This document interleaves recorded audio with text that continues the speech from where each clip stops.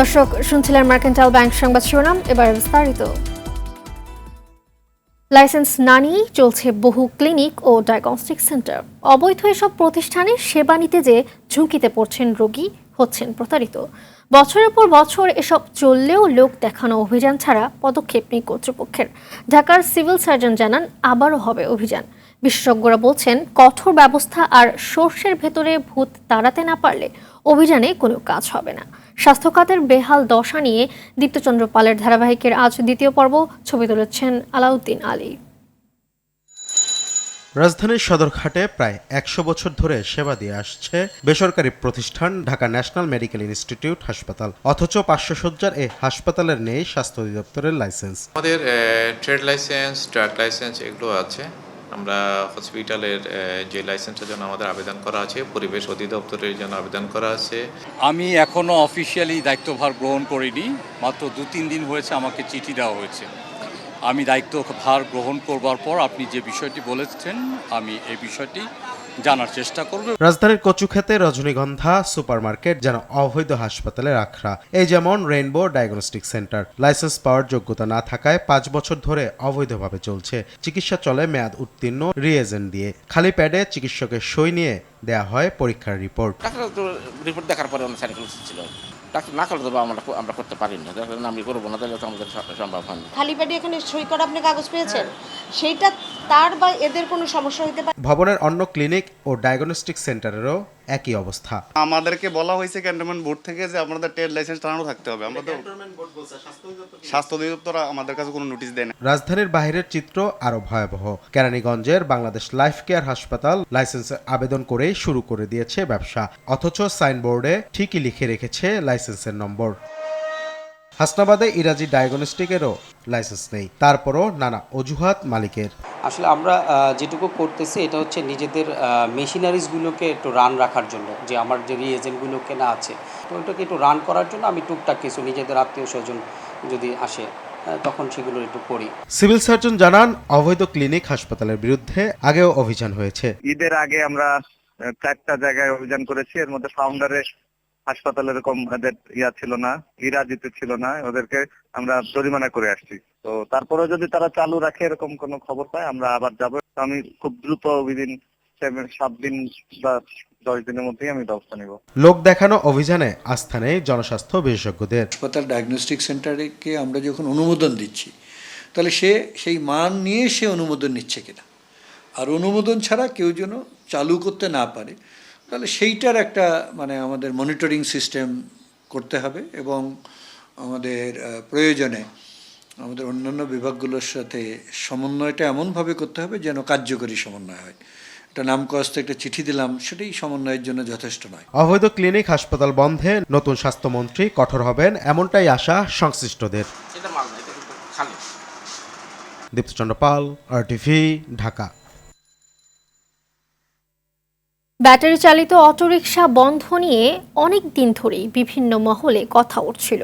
অনেক সময় এই রিকশা অবৈধ বিদ্যুৎ ব্যবহার করে চার্জ দেয়া নিয়ে সংবাদ প্রচার হয় বিভিন্ন গণমাধ্যমে। তবে শেষ পর্যন্ত সরকারের উচ্চ পর্যায় থেকে বন্ধের নির্দেশ আসে বুধবার। ঢাকার 2 সিটি কর্পোরেশন এলাকায় ব্যাটারি চালিত রিকশা চলাচল বন্ধের নির্দেশ দেন সড়ক পরিবহন ও সেতুমন্ত্রী ওবায়দুল কাদের, যেখানে বলা হয় 22 মহাসড়কে নিষিদ্ধ করা হয়েছে এই ব্যাটারি চালিত রিকশা। 2 সিটিতে এই রিকশা বন্ধে শুধু নিষেধাজ্ঞা নয়, বন্ধেরও ব্যবস্থা নিতে হবে। তবে রাজধানীর বিভিন্ন এলাকায় এখনও দেদারসে চলাচল করছে ব্যাটারি চালিত অটোরিকশা। এদিকে পাশাপাশি হেলমেট ছাড়া জ্বালানি বিক্রি বন্ধের নির্দেশ দেওয়া হলেও তার প্রতিফলনও দেখা যাচ্ছে না। যে হাজার হাজার মানুষ যে অটোরিকশাগুলো চালায়, ঠিক আছে, তাহলে তারা কি করে খাবে?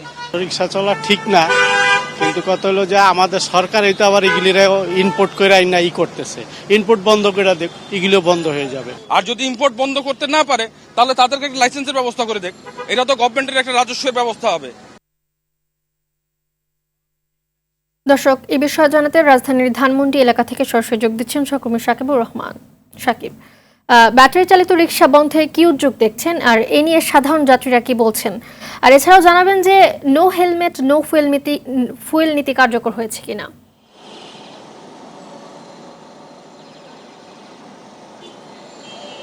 মালিহা, আসলে ব্যাটারি চালিত অটোরিকশা বন্ধের নির্দেশ কিন্তু এর আগেও কয়েকবার দেয়া হয়েছিল। আমরা দেখেছি যখন এই বন্ধের নির্দেশগুলো দেয়া হয় তখন কিন্তু আইন শৃঙ্খলা বাহিনী তৎপর হয়ে যায় এই ব্যাটারি চালিত অটোরিকশাগুলো বন্ধ করার জন্য।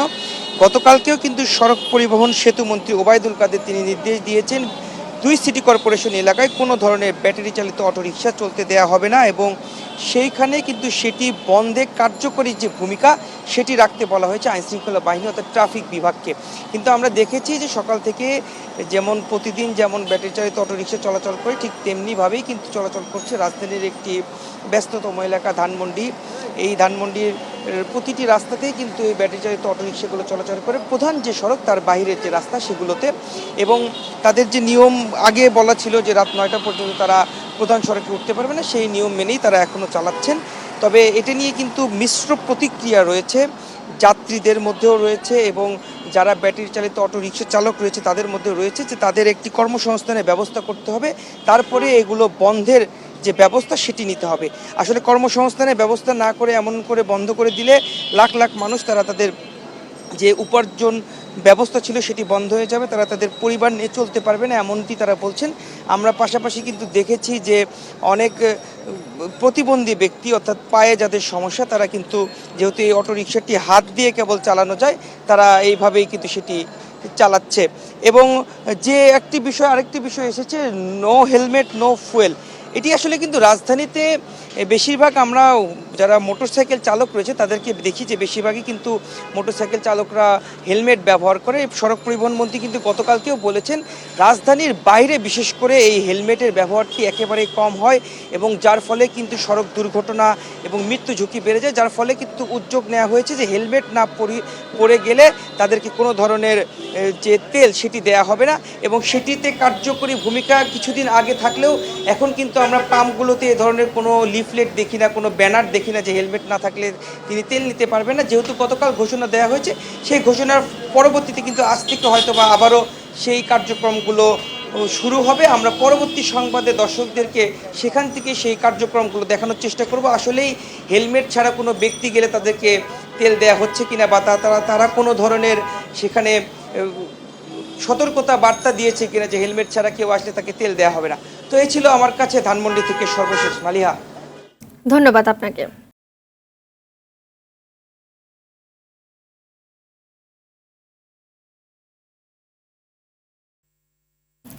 দ্বিতীয় ধাপে প্রচার জমে উঠেছে নরসিংদীর মনোহরদী উপজেলায়। তবে মন্ত্রীর ভাই প্রার্থী হওয়ায় প্রভাবমুক্ত নির্বাচন নিয়ে শঙ্কায় অন্য প্রার্থীরা। এদিকে গাজীপুরের কালিয়াকৈরেও আওয়ামী লীগের একাধিক প্রার্থী থাকায় বিপাকে পড়েছেন স্থানীয় নেতাকর্মীরা। নরসিংদী প্রতিনিধি লক্ষণ বর্মন ও গাজীপুর কালিয়াকৈর প্রতিনিধি কামাল হোসেন বিপ্লবের তথ্যচিত্রে আরও জানাচ্ছেন নাদিরা সুলতানা। সকাল থেকে রাত পর্যন্ত ভোটারদের দাঁড়ে দাঁড়ে ছুটছেন নরসিংদীর মনোহরদী উপজেলার প্রার্থীরা, দিচ্ছেন উন্নয়নের নানা প্রতিশ্রুতি। এই নির্বাচনে 5 জন চেয়ারম্যান প্রার্থী আওয়ামী লীগের। এর মধ্যে শিল্পমন্ত্রীর ছোট ভাই নুরুল মজিদ মাহমুদ স্বপন চেয়ারম্যান প্রার্থী হওয়ায় প্রভাবমুক্ত নির্বাচন নিয়ে শঙ্কায় প্রার্থীরা। প্রচারে পিছিয়ে নেই হেলিকপ্টার প্রতীক নিয়ে আওয়ামী লীগের কর্মী মাসুদুর রহমানও। এখানে আমাদের অনেকগুলি সমস্যা আছে। বিগত 20 বছরে ক্ষমতাসীন দলের যে দায়িত্বপ্রাপ্তদের সঙ্গে উপজেলা যিনি নির্বাচিত চেয়ারম্যান ছিলেন ওনার সমন্বয়ের অভাব ছিল। মন্ত্রী পরিষদের একজন সদস্য হিসাবে তিনি একজন সুন্দর অভিভাবকের ভূমিকা পালন করেন। আমি মনোহরদী উপজেলার প্রত্যেকটি আনাচে কানাচে উত্তমভাবে ভালোভাবে সাড়া পেয়েছি এবং তারা বলেছে আগামী 21শে মে নির্বাচনে তারা হেলিকপ্টার মার্কায় ভোট দিয়ে জয়যুক্ত করবে। জনগণের সারা অবাধ নিরপেক্ষ নির্বাচন হলে আমি অবশ্যই জয়যুক্ত হব। এদিকে গাজীপুরের কালিয়াকৈরে উন্নয়নের প্রতিশ্রুতি নিয়ে নির্বাচনের মাঠ চষে বেড়াচ্ছেন প্রার্থীরা। তবে আওয়ামী লীগের 2 চেয়ারম্যান প্রার্থী হওয়ায় বিপাকে পড়েছেন স্থানীয় নেতাকর্মীরা। প্রত্যেকের কাছে সাড়া পেয়েছি, ভালোবাসা পেয়েছি। সমৃদ্ধশালী 1 নম্বর উপজেলা আমরা এই কালিয়াকৈর উপজেলাকে সাজাবো। কারচুপি, কোনো প্রকার জালিয়াতি, কোনো প্রকার জবরদখল, বুট দখল, কেন্দ্র দখলের কোনো প্রকার সুযোগ নেই। প্রার্থীদের মধ্যে থেকে তারা বিবেচনা করে আমাকেই গ্রহণ করছে। যারে আমরা ডাকলেই পাবো সেই প্রার্থীকে আমরা ভোট দেব। সর্বক্ষণ আমাদের পাশে যারা থাকবো আমরা তাদেরকেই চাই। আর সুষ্ঠুভাবে ভোট গ্রহণে প্রস্তুত রয়েছে আইন শৃঙ্খলা বাহিনী।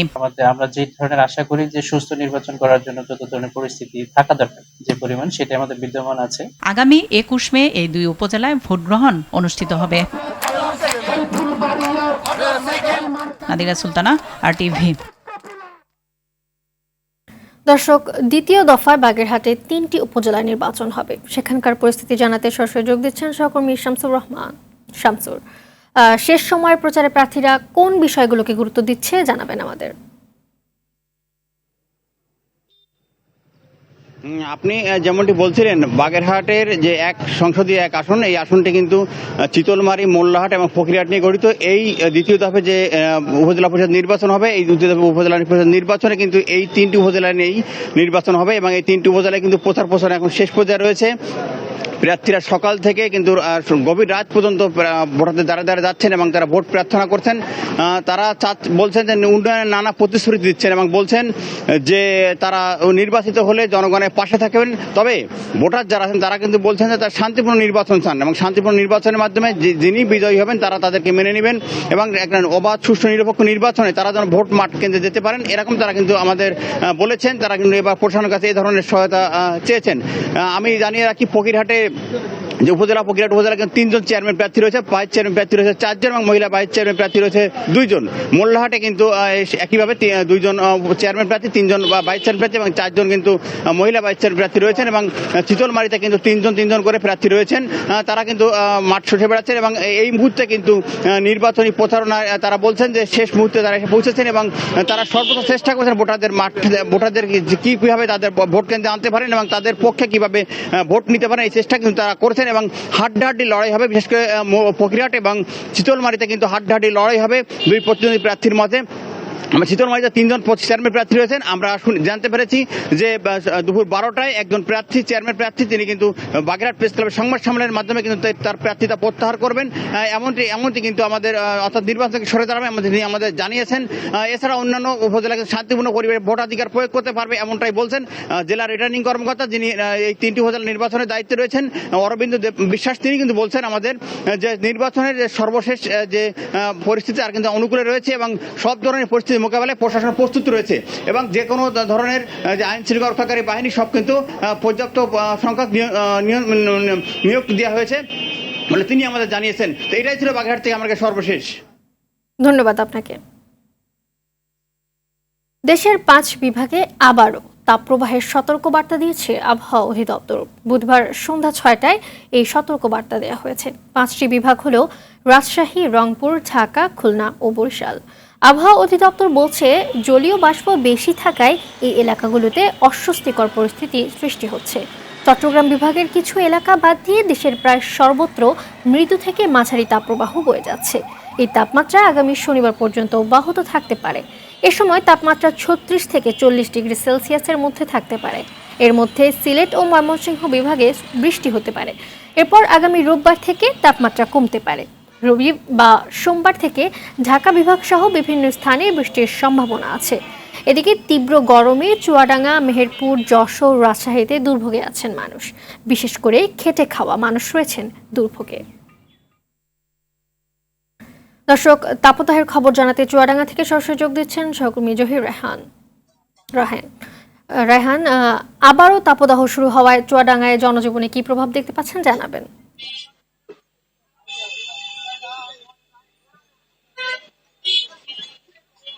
মালিহা, গত এপ্রিলের শেষ 15 দিন এবং এই মে মাসের প্রথম যে 7 দিন, এটা কিন্তু একটানা আমরা দেখেছি যে তীব্র থেকে অতি তীব্র তাপদাহ বিরাজ করছিল চুয়াডাঙ্গায়। তারপরে গত 6 মে এবং 11 মে কিছুটা বৃষ্টির পর একটু তাপমাত্রা স্বস্তিদায়ক হলো, আবারও কিন্তু উত্তপ্ত হতে শুরু করেছে চুয়াডাঙ্গার জনপদ। আমরা দেখেছি যে সকাল থেকেই ভাবসা গরম অনুভূত হচ্ছে চুয়াডাঙ্গায়। গতকাল এ জেলার তাপমাত্রা রেকর্ড করা হয়েছে 37 ডিগ্রি সেলসিয়াস। আর এ সময় কিন্তু যে বেশি গরম অনুভূত হওয়ার কারণ যেটা ব্যাখ্যা করেছেন আবহাওয়া কর্মকর্তা, সেটা হচ্ছে বাতাসে আর্দ্রতা বেশি থাকার কারণে কিন্তু এই ভাবসা গরম কিন্তু অনুভূত হচ্ছে। এই কারণে কিন্তু কৃষি ক্ষেত্রে কিন্তু একটা ব্যাপক প্রভাব পড়েছে। আমরা দেখেছি যারা কৃষক আছেন তারা কিন্তু অনেকেই আতঙ্কিত যে এই তীব্র গরমে যদি মাঠে যান তারা কিন্তু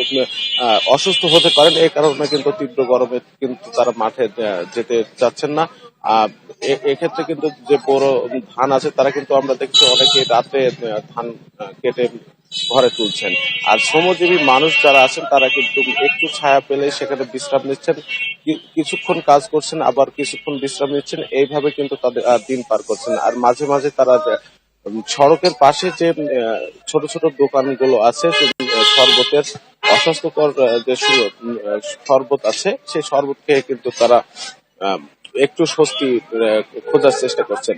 তো আমরা দেখেছি আবারও কিন্তু চুয়াডাঙ্গা সদর হাসপাতাল সহ উপজেলা স্বাস্থ্য কমপ্লেক্স গুলোতে কিন্তু যে রোগীর সংখ্যা সেটা কিন্তু বাড়ছে, বিশেষ করে শিশুদের সংখ্যাই বেশি। এক্ষেত্রে কিন্তু অভিভাবকদের বারবার বাড়তি সতর্কতা অবলম্বনের জন্য চিকিৎসকরা বারবার পরামর্শ দিচ্ছেন। তো এই ছিল চুয়াডাঙ্গা থেকে আমার কাছে আবহাওয়ার সর্বশেষ। ধন্যবাদ আপনাকে। বাজারে হু হু করে বাড়ছে মাছ, মাংস, ডিম সহ নিত্যপণ্যের দাম। ফলে আমিষের চাহিদা মেটাতে হিমশিম খাচ্ছে সীমিত আয়ের মানুষ। সপ্তাহের ব্যবধানে ব্রয়লার মুরগির দাম কেজিতে বেড়েছে 25 থেকে 30 টাকা। সঙ্গে বেড়েছে ডিমের দামও।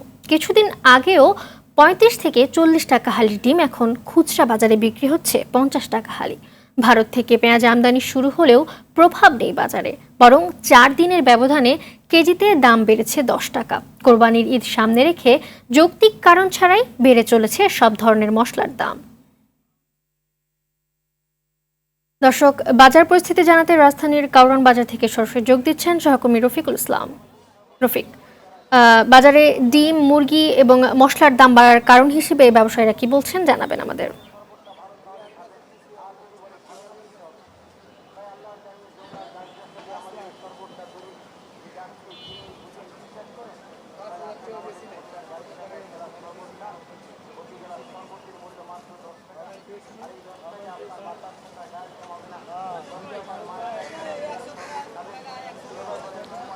মালিহা, আসলে দিন দিন কিন্তু নিত্যপণ্যের বাজারে অস্থিরতা শুরু হয়েছে।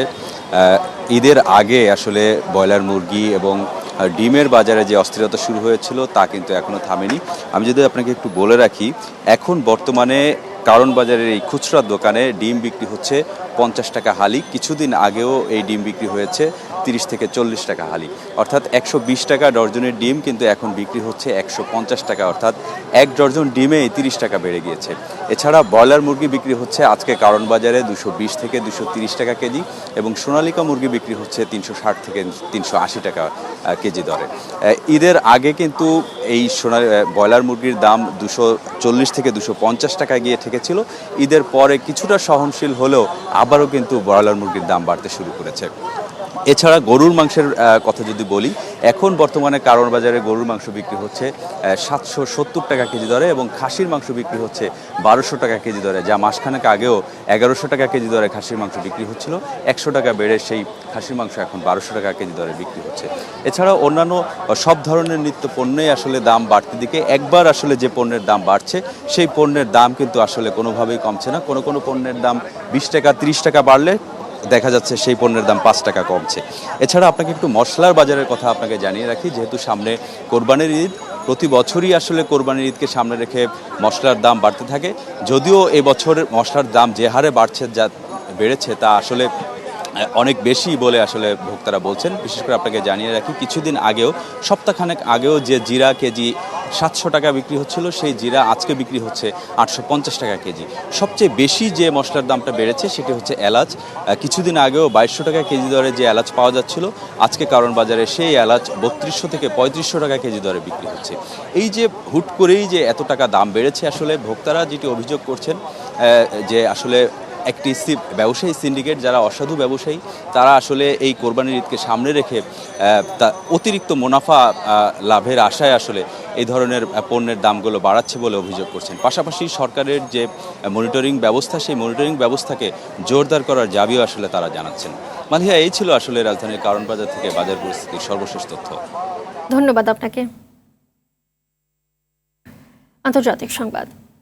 সংযুক্ত আরব আমিরাতের দুবাইয়ে গোপনে ধনাঢ্য ব্যক্তিদের সম্পদের পাহাড় গড়া নিয়ে দুবাই আনলকড নামে নথি প্রকাশ হয়েছে। এই নথিতে রয়েছে বিশ্বের বিভিন্ন দেশের ধনকুবের নাম ও সম্পদের পরিমাণ। তালিকায় বাংলাদেশের 394 জন সম্পদশালীর নাম এসেছে। শহরটিতে এসব বাংলাদেশিদের মালিকানায় রয়েছে 22 কোটি 53 লাখ ডলারেরও বেশি সমমূল্যের সম্পত্তি। বিস্তারিত রাকিব হাসানের রিপোর্টে। ধনী ব্যক্তিরা গোপনে সম্পদের পাহাড় গড়ে তুলছে সংযুক্ত আরব আমিরাতের দুবাইয়ে। ফাঁস হওয়া নথিতে প্রকাশ্যে এসেছে তাদের নাম ও সম্পদের পরিমাণ। বৈশ্বিক একটি অনুসন্ধানী সাংবাদিকতা প্রকল্পের ফাঁস হওয়া এ তালিকায় ব্যবসায়ী ও রাজনৈতিক ব্যক্তিত্ব থেকে শুরু করে বৈশ্বিক নিষেধাজ্ঞায় থাকা ব্যক্তি, অর্থ পাচারকারী ও অপরাধীদের নামও রয়েছে। মঙ্গলবার দুবাই আনলক নামের এই নথিতে রয়েছে অন্তত ৩৯৪ জন বাংলাদেশি। শহরটিতে বাংলাদেশিদের মালিকানায় রয়েছে ৬৪১টি সম্পত্তি। বাংলাদেশিদের মালিকানায় থাকা এসব সম্পত্তির মূল্য ২২ কোটি ৫৩ লাখ ডলারেরও বেশি। তবে বাংলাদেশিদের সম্পদ ও মালিকানার তথ্য জানানো হলেও তাদের বিষয়ে বিস্তারিত কোনো তথ্য প্রকাশ করা হয়নি। অনুসন্ধানী এই সাংবাদিকতা প্রকল্পের সমন্বয় করেছে OCCRP ও নরওয়ের সংবাদ মাধ্যম E24। দুবাই আনলক নথিতে যাদের সম্পদের পরিমাণ সবচেয়ে বেশি তারা হলেন ভারতীয় নাগরিক মুকেশ আম্বানি, যার রয়েছে ১১,০২০ কোটি ডলারের সম্পদ। SM ইউসুফ আলী, তিনিও ভারতীয় নাগরিক, তার পরিবারের সম্পদের পরিমাণ ৭৮০ কোটি ডলার। এছাড়াও রয়েছে ভারতীয় শামশির ভায়ালিল, ওমানের নাগরিক সুহাইল বাহওয়ান সহ আরও অনেকে। এছাড়াও তালিকায় চীন, কানাডা, পাকিস্তান, আফগানিস্তান, রাশিয়া ও ইউক্রেনের নাগরিকদের পাশাপাশি ইয়েমেন, নাইজেরিয়া ও কেনিয়ার মতো দেশের নাগরিকদের নামও রয়েছে। রয়েছে নিষেধাজ্ঞার অধীনে থাকা মিয়ানমারের একজন অস্ত্র ব্যবসায়ীরও নাম। রাকিব হাসান, RTV। দীর্ঘ ১৩ বছর অপেক্ষার পর অবশেষে লেবানন থেকে নিজ দেশে ফেরার সুযোগ পেল লাখ লাখ সিরিয়ান শরণার্থী। দীর্ঘ আলোচনার পর শুরু হয়েছে প্রত্যাবাসন প্রক্রিয়া। এরই মধ্যে ২২৫ জন শরণার্থী নিরাপদে সিরিয়ায় পৌঁছেছে বলে জানায় লেবাননের নিরাপত্তা বিভাগ। এক প্রতিবেদনে আরব নিউজ এ তথ্য নিশ্চিত করেছে। ২০১১ সালে সিরিয়ায় গৃহযুদ্ধ ছড়িয়ে পড়লে জীবন বাঁচাতে লেবাননে আশ্রয় নেয় অন্তত ৮ লাখ সিরিয়ান। তবে গৃহযুদ্ধ এখনও বন্ধ না হলেও এর মাত্রা কমে এসেছে, ফলে স্থিতিশীলতা বিরাজ করছে দেশটির অনেক অঞ্চলে। এমন পরিস্থিতিতে লেবাননের সঙ্গে আলোচনায় বসে শরণার্থী প্রত্যাবর্তনের সিদ্ধান্ত নেওয়া হয়েছে বলে জানিয়েছে সিরীয় প্রশাসন।